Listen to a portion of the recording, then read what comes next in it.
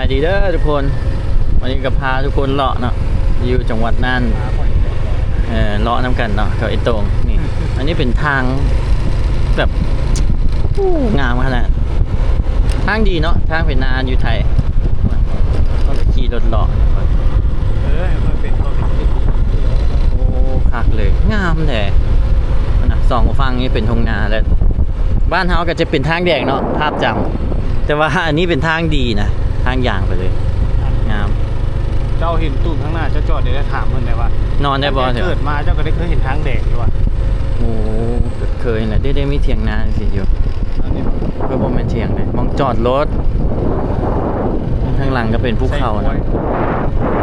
ภูเขาอันนี้ทุ่งนาโอ้ไม่ได้วิววิวเป็นเถียงนาอยู่อ่ะเป็นนาขั้นใดได้นี่แต่ว่าคันบ่สูงเฉยๆพาทุกคนเลาะน้ำกันเนาะโอ้อันนี้เป็นเถียงนาป่ะเนี่ยเพราะเป็นเถียงนาอีหลีเอาคนอยู่นะฮะโอ้เขียวตางามสวยมากครับ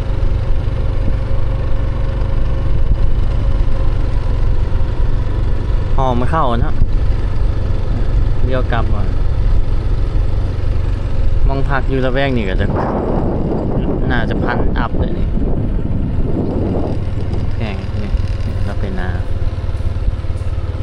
ไม่หน่อไม้แกงไม้ก็เลยนี่กันนานี่เราเห็ดนะนี่อย่างก็ไอ้ตรงนี่นะเขาก็หันแล้วเขาแต่ว่าอันนี้คือมันมีอันนั้นแผ่นอันนั้นสิกระเจ้ากล้าเลยกล้าแน่จะกระบอกว่ากล้าแล้วกันเร็วนะได้โฮมสเตย์ต้งนาล่าโฮมสเตย์ของไอ้ต้งนาครับโอ้วิวงามขนาดสวยครับให้เท่าไหร่ครับนี่วิวนี้เต็ม10ให้100ครับพาผมไปส่งฝรั่งครับงามอีหลีได้กับตานะเห็นไหมแต่ว่าอยู่ในกล้องนี่บ่ฮู้ว่าสิงามซำตาเห็นหรือบ่แต่ว่างามจริง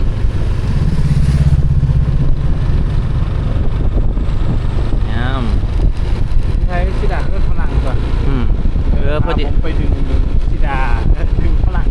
คนอยากดึงฝรั่งเหรอครับอันนี้เขากับเป็นเส้นที่ว่าเขาจะขี่ไก่เนาะแล้วเขาเห็นทงนาแล้วก็พากันลงมาทุกคนเป็นคลองระบายน้ำได้หนิเนาะเดี๋ยวเมื่อกี้ตัดหญ้านี่ก็จะหกหน่อยไม่ได้วิวโอ้สวยครับน้ำดีโอ้ปลูกสันดีเนาะอยู่ได้คักได้แน่แต่ว่าเถียงหน้าเขาเจ้านี่เอาอันผ้านั่นกังเนาะตันเนาะหรือว่าย่านคนทั่วไปสิเป็นนางย่านพวกเขาแหละสิเป็นนาง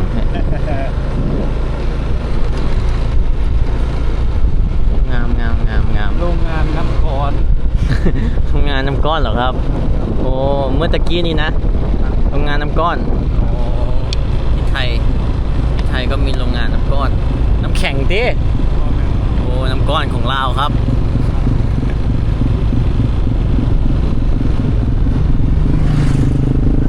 บรรยากาศดี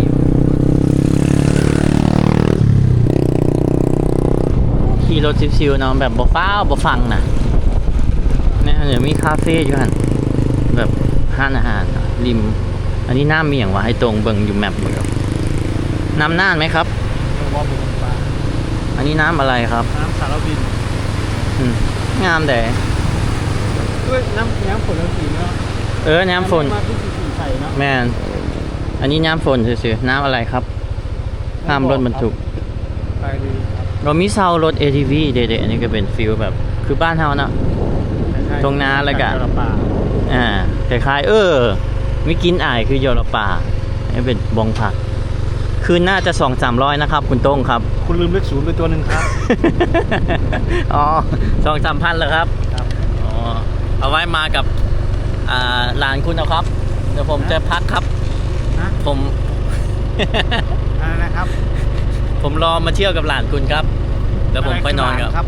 อ้าวญาติคุณครับ ญาติคุณ ผู้สาวที่ผมพาไปกินก๋วยเตี๋ยวครับ ได้แต่กินก๋วยเตี๋ยวอ่า โอ้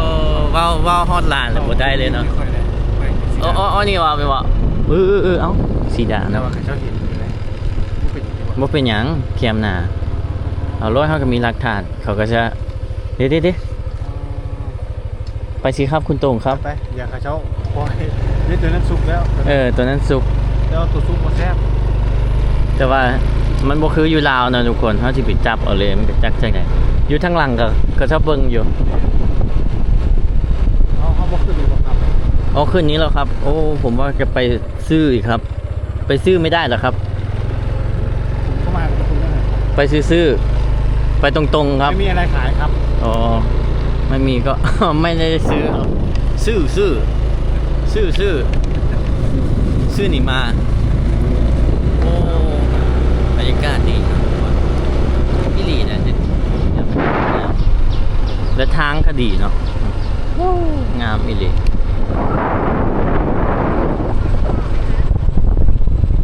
ว้ายขี่ชิวๆทุกคนตอนนี้ก็3:50เนาะที่4 โมงละแล้วเขาสิเฮ็ดจังใดแผนเขาเนาะเสียงลมอาจจะพัดเนี่ยไป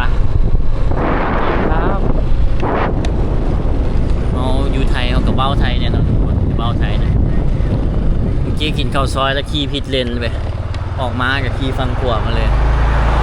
ตกใจอยู่เด้ครับไปขับรถต่อไปเดี๋ยวที่ท้ายบรรยากาศเนี่ยทุกคนเบิ่งเนาะวิวงามอีหลีทุกคนสวยมากครับคักๆนะผู้ใดแบบมักมาหน้านี่ต้องแม่นขี่รถจักรเหรอเพราะว่าตัวเมืองก็จะแบบบ่ได้จะอยู่เขานะทุกคนมองท่องเที่ยวมันก็จะอยู่ตามเขาตามวิวแคมทางเนี่ยสิเห็นภูเนาะเห็นวิวงามไปต่อครับโอ้งามทุกคนหมู่บ้านจะอยู่ลุ่มเนาะอันนี้เป็นเส้นหลักเมื่อกี้นี่คันเขาขี่ซื้อก็จะอยู่จ้วยติงกันลงลุ่มนะเขาขึ้นเทิง คนทางหลัง เขาเบิ่งวิวเด้ อันนั้นเขาเอิญเนี่ย มะเงาะครับมะเงาะครับมะเงาะ มักกะละพึก มะเงาะได้ฮะฟังด้วยนี่รีสอร์ทคาเฟ่ ถ้าเห็นต้มข้าวโพดอะจอดอย่างเนี้ย ฮะข้าวโพด เออ คุณจะกินสาลีเหรอครับ ก็จะกินข้าวโพด ข้าวโพด ถ้าแนว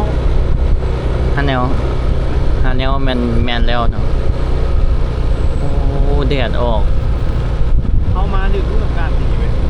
ถือว่าโชคดีได้นี่ฝนยังบ่ต โอ้ ก โหนักกับโบโต๊ะโหด อืมเนี่ย แล้วเราก็มาจอดตัดเขา มันเป็นทงนาเด้อยู่คนโอ้งามเลยนี่ คุณโต้งครับ ไม่ถ่ายครับ สวยครับเด้คุณติ่งอยู่ใส่ปะ โอ้งามอีหลีเมืองทงนาโอ้โหงามครับโอ้คันขี่อยู่ลุมแห่งงามไอ้ตรงเอ้ยมาบอกขึ้นอยู่เถิง ไปลงนี่เลยไหม ตายแล้ว เราลงเลย ให้อภัยอยู่ โอ้จะมีคาเฟ่จะมีอันนี่รีสอร์ทติวเล็กศูนย์ตี ต้องมีประตูเลข อันนี้อยู่แถวบ่อเกลือเนาะทุกคนเนี่ยบ่อเกลือเมาเทินโอ้งามไปกับตาเปล่างามเลยลง ค่อยจดจับผู้ภาพต่างๆที่เขามาเมื่อนี้ไว้เลย เก็บบันทึกบนต้องถ่ายรูปเนาะโอเค ได้ลงตามค่อยมันบ่มีอย่างที่บันทึกได้สวยงามที่สุดพอตาเขาละ โอ้มีวัดเนี่ยทางลุมเนี่ยลงลุม แมนบานอ่า วัดก็เขียนวัดสิอันนั้นมงคลพ่อละเถียงนะไอ้ตรง เหี้ยเราโดนความจับ จะก็วิวขาดไป คักจริงได้แบบภูเขาอยู่ฟังพุ่นเนาะอันนี้อยู่เส้นทางอยู่สูงฟังนี่ อันฟัง และ เอาแล้วนะ และอันจะมีทั้งลุมเป็นบ้านคนเห็ดทงนาอยู่ลุมเลยเขาจะเลี้ยวไปเห็นนะงามว่ะสวยครับสวยครับ สวยจริงๆค ไป รับ ครับไปครับ ผมอยากไปกินเกลือแล้วครับ โอ้เจ้าชิรีวิวเกลือว่ะ ครับผม เด็กโอ้มันก็ออกตัวนั้นมัน ครับ ซอดกัน ครับ เอ้ยไอตัว มันก็บอกเจ้าไปเตือน ไปทุกคนมากับมาแวะอีกจุดหนึ่งชมวิวห่วยเห็นอยู่ในคลิปเขาเจ้ามันเหยียบอันนั้นมันโลลงไปชิบโลปะวะนี่ โอ้ยบ่เป็นหยัง โลจะไปปูนบ่มันกันนั้นน่ะ โอ้ย วิวทุกคน ต่ำ มึงวิวงามเด้อโอ้เสียงน้ำได้หันอยู่ลมฝนพอดีมาเนาะโอ้ป่าอยู่นี่ยังดิบเด้อฟังเสียง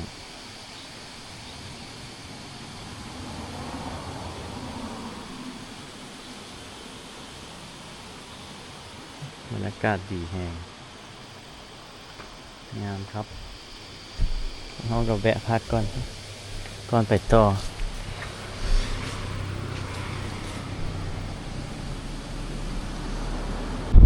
วันนี้ก็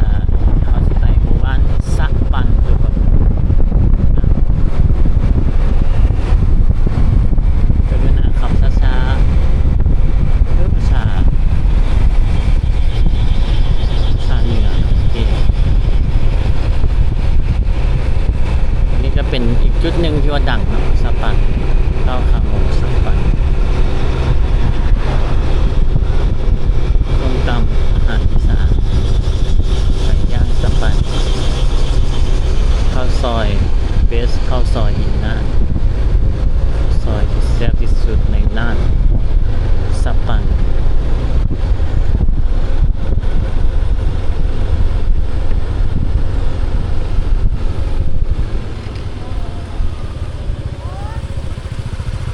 เป็นยัง ผมนั่งหน้าปักจับน้ำอย่าโดนในตัวเจ้าอยู่เลย โอเคงามเลยฝั่งนี้จะเป็นน้ำเนาะโอ้กลินหอมหญ้าธรรมชาติเฮ้ยหอมฝั่งนี้จะเป็นแบบที่พักเนาะทุกคนเนาะมาแวะเป็นเรียบน้ำสับปัน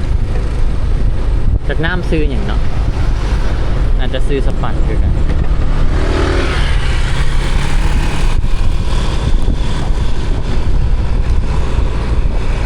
ส่วนหญ้าเขาเจ้าได้ฮะสูงด้าน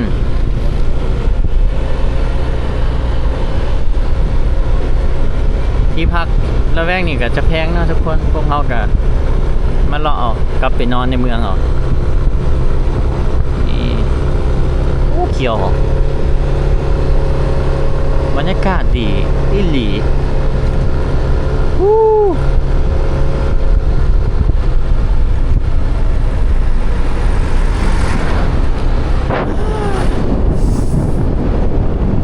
ทุกคนกินธรรมชาติเต็มป้อนว้าว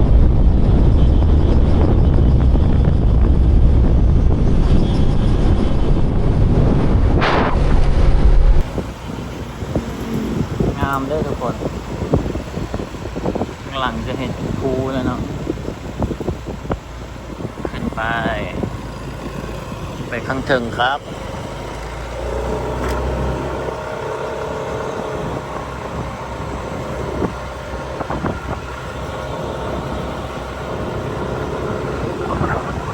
เป็นฟิลแบบคล้ายๆแบบอยู่บ้านเราเนาะเป็นตู้นั่นก็เจอคล้ายๆกันเลยเป็นไปสั้นเลย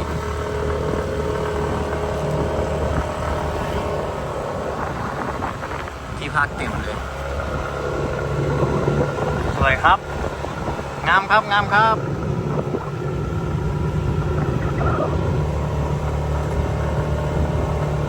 ชาปานโอ้อันนี้ปลูกหญ้าครับงาม ามงามงามว้าว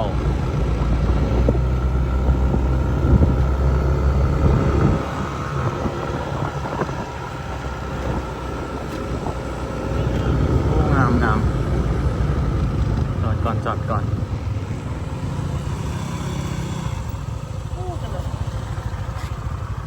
งามงาม เป็นนางห้างเทมที่เนาะ ผีห้านี่วิวคักสูงๆพี่ ห้างเทมที่นั่น ไหมเป็นทงนาโอ้โหงามครับ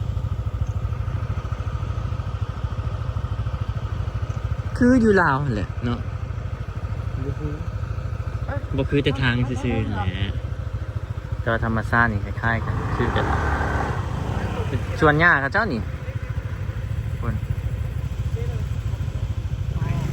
ให้เขาอ่ะเดี๋ยวยังเห็นเสียงงามครับ สองข้างทางนะวิวสองข้างทาง ไอ้จริงเคยไปเลยนะเนาะแม่กำปองแต่ว่าอันนี้งามกว่า แม่กำปองบ่มีวิวนี้ อ่า แม่กำปองเป็นวิวปิดเลยบ่มีวิวนี้ อันนี้แบบงามแต่งามอีหลี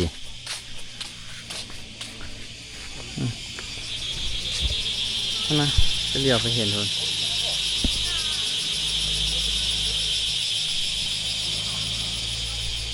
งามงามเดี๋ยวจะเก็บอินเสิร์ตให้ทุกคนเบิ่งเนาะ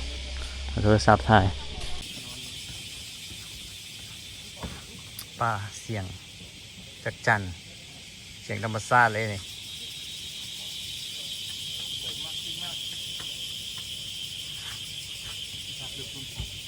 ฮะ3,900อ่ะร้อยป่ายเนาะ ได้ไปอยู่ ร้อยป่าย เดี๋ยวมันก็เซอร์วิส โอ้แต่วิวอันนี้แบบมัน Amazing เลยเนี่ยเห็นไหมงามอีหลี Amazing Amazing Thailand เลย Thailand นี่โอ้เห็นเป็นเขาเป็นนั่นภูซ้อนภูเนาะงามขนาดวันนี้มาคาเฟ่ทุกคนโอ้งามขนาดงามงามเที่ยงงามว่ะทุกคนหยุดเวลาคาเฟ่มาชิลงเป็นนางลุมนะ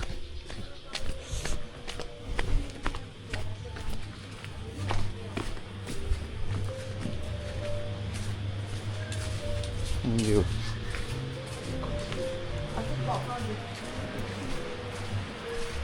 มันเป็นละลงเป็นลุมอ่ะโอ้ฝนตกเนาะยืนเทิงนี่โคตรงามเลยฟ้าที่ชอบไปฝนตกลงมาลุมทุกคนไปเลยคาเฟ่เนาะบรรยากาศดีครับโอ้ห้องน้ำอยู่ลุมโอ้งามอีหลีเบิ่งนะงามบ่งามบ่ไหนต้องลงไปลุม ไปค่อยๆเด้อระวังมือเด้ออย่าแลนอย่าแลนโอ้งามอีหลีทุกคนโคตรงามคือสภาพขั้นฝนตกเนาะแล้วมีหมอกตอนเช้านะโอ้โหหมอกทะเลหมอกแบบแห้งงามสมมติแบบหมอกเฟดๆเนาะทุกคนหมอกแบบโบราณเป็นจุดเป็นจุดเป็นจุดพ่อแห้งงามโอ้ตัวนี้แบบสุดยอด Amazing Thailand งามอีหลีทุกคนอยู่ลาวก็มีเนาะแต่ว่าหนทางอีหยังจะไปยากทุกคนมันต้องแบบต้องมันเป็นฟีลแบบได้ย่างป่าขึ้นไปนะแต่ว่าฟิววิวตามทางก็มีเนาะแต่จะบ่มีหมู่บ้านคนแบบลายๆแบบงามอันนี้ส่วนใหญ่จะเป็นคาเฟ่เนาะเป็นมองพักเด้แล้วมันจะเป็นตึกแบบโมเดิร์นมันงามอ่ะนะทุกคนแล้วก็มีอันนาก็แบบทุกอย่างแบบงามบ้านเฮือนอีหยังไวบ์แบบคักทุกคนงามโอ้มื้อหน้าต้องมานอนเนาะแต่ว่าราคาก็เอาเรื่องนะทุกคนมองผักโอ้งามขนาดเว้ยสุด หยุดเวลาคาเฟ่ ๆอีหลี หยุดเลยซื้อคาเฟ่ซื้อหยุดเวลาคาเฟ่ โอ้บ่ท่าโดนทุกคนอันมุมนี่สูงๆอย่างนี้นี่ปานโดนเลยนี่นะ เบิ่งมันกันเลย มันมีหมามันนั่งชิวๆอีกเปล่า นั่งงง โอ้อันนี้ให้เต็ม10ให้พันเลย งามอีหลีมันแบบ360เลยแบบวิวเขียวอ่อนเขียวแก่เขียวอ่อนเขียวแก่ตัดไปเห็นหมอกทางไกลๆอีกโอ้โห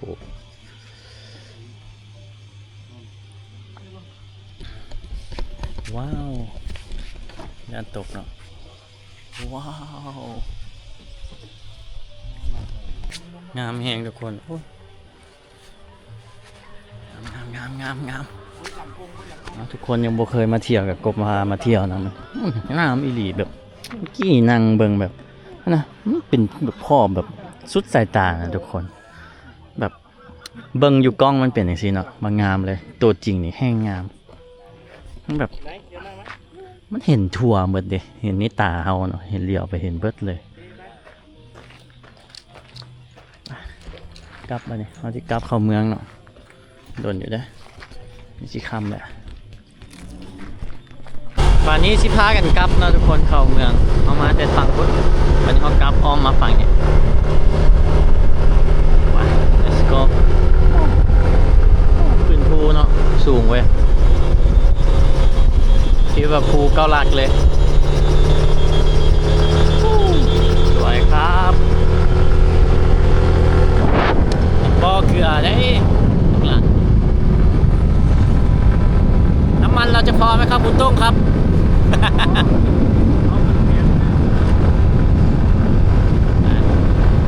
พาทุกคนโคตรงามตอนนี้ความสูงเนี่ยน้ำทะเลเนาะ1,054ทุกคนว้าว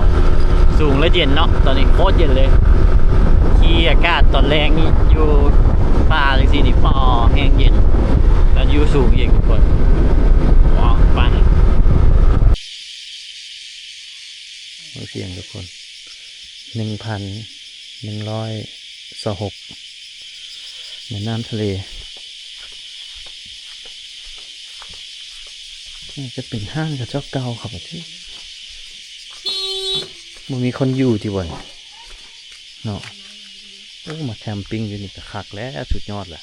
ปานผู้คูน มีน้ำมีอย่างคน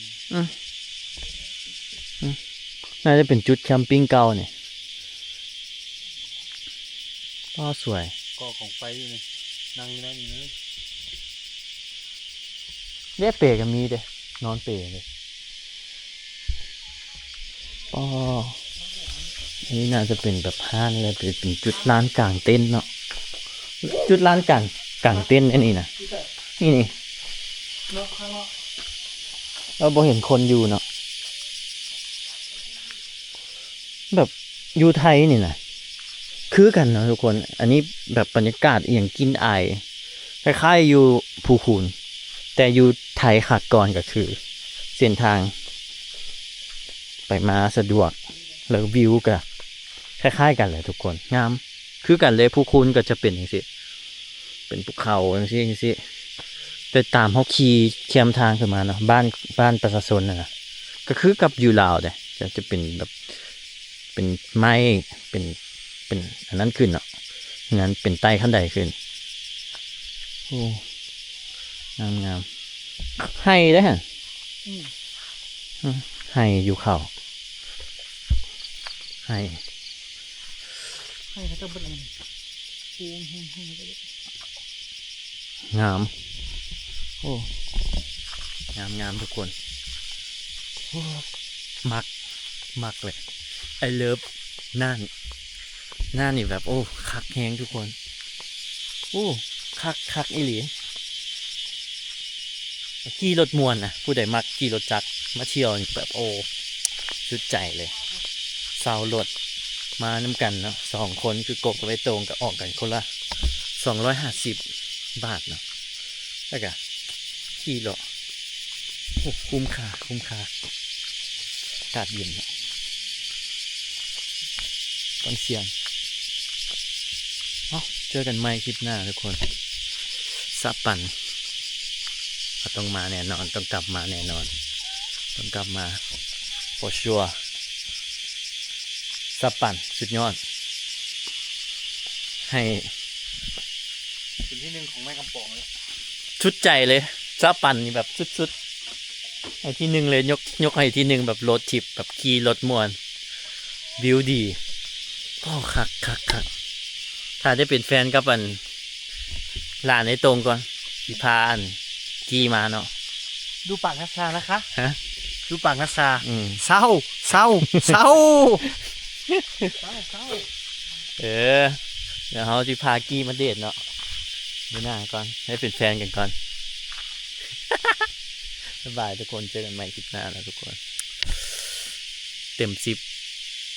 สุปันให้พันกายพันอุ้ยให้มือเลยเนาะงามบ่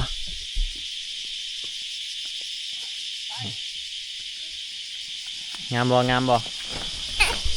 หืมงามบ่เต้นอย่างบ่ได้เลยไปเดินทางต่อก่อนอาจจะเข้าเมืองค่ำหมดเลยทุกคนบ๊ายบายกลับมาอีกแน่นอนเจอกันใหม่คลิปหน้าทุกคนป่าทุกคนปิดคลิปแล้วแต่ว่าสูงตัวนี้1,600เนาะอยู่มองกบ altitude จะอยู่นี่มัน1,715อุทยานแห่งชาติภูคาไทยแลนด์โอ้โหบอกให้เห็นอย่างเลยบายบายอีหลีเลยทุกคนขี่ไปอีกประมาณ98กิโลฮอตฮานทุกคนหนาวแห้งตอนนี้บายบายเลยทุกคนหนาวเฮ้ยคุณหนาวเหรอครับจะเบิ่งคนหนาวเบิ่ง โอ้ฝันปวดขี่เลยเนาะโอ้ บุญหาตอบเลยที่ ขี่รถแห้งเย็น สูง1,500 1,600แต่ว่าน่าจะเป็นยอดภูเท่ๆเนาะต้องไปเห็น นอนผูกพันทกนี่พันทก แต่ว่าถ่ายรูปไหม